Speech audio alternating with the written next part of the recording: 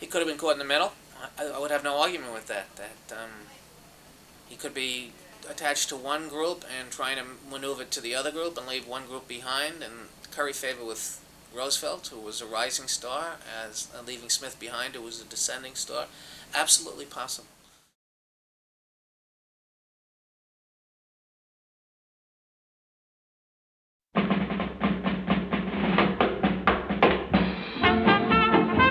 Alfred E. Smith won 1928's Democratic presidential nomination handily. Smith was an Irish Catholic from Manhattan's infamous Democratic machine, Tammany Hall.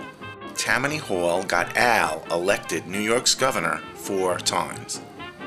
Its goal in 1928 was to secure New York's electoral votes, the most in the nation, for Smith. Toward that end, Tammany drafted Franklin Delano Roosevelt to run for governor. FDR was an upstate Protestant, and Smith was a city Catholic. Tammany felt that pairing the two would put Smith over the top.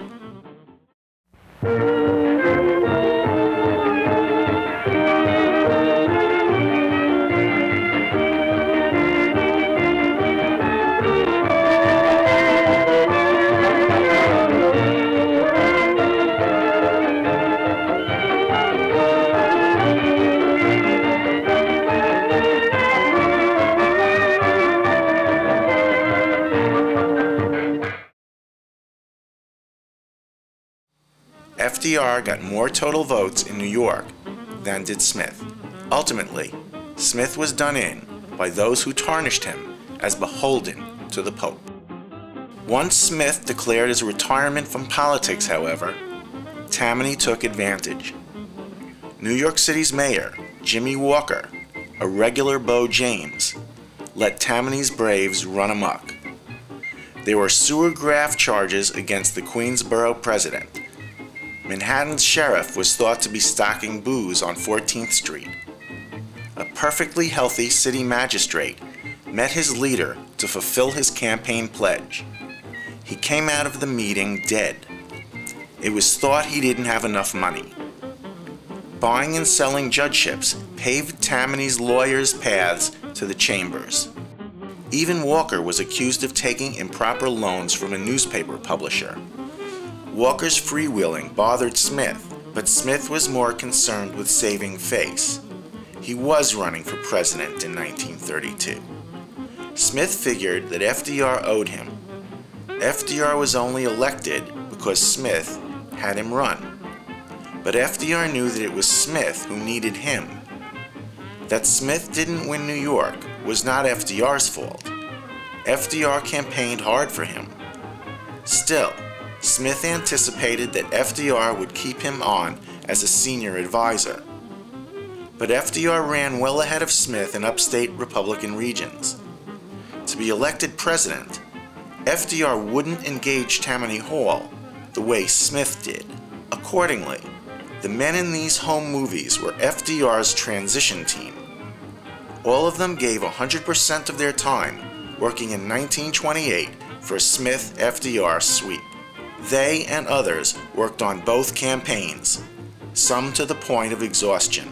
This footage of New York Democratic leaders was taken at Warm Springs, Georgia.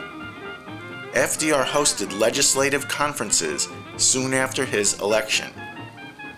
They owed their careers to Tammany and Smith, but they saw that FDR won New York voters that Smith never tried to reach. Up until then, Smith was Tammany's operative in Albany, but with his so-called retirement, could FDR's men temper Tammany's sense of entitlement over Manhattan's civic franchises?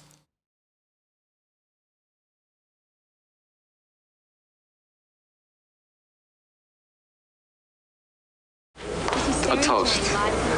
A toast. A toast. Come on, toast. Frank, he made it. All right? King of New York. The King of New York. King. It seems to me that he had different bankers than Smith had. So as you're saying, there's log rolling going on. Yeah. But now different people are going to be positioned up the ladder differently. No doubt about it. with regard to who's going to get what. No doubt about it. So this was not fortuitous for Smith, and my grandfather could have been caught in the middle somehow. He could have been caught in the middle. I would have no argument with that.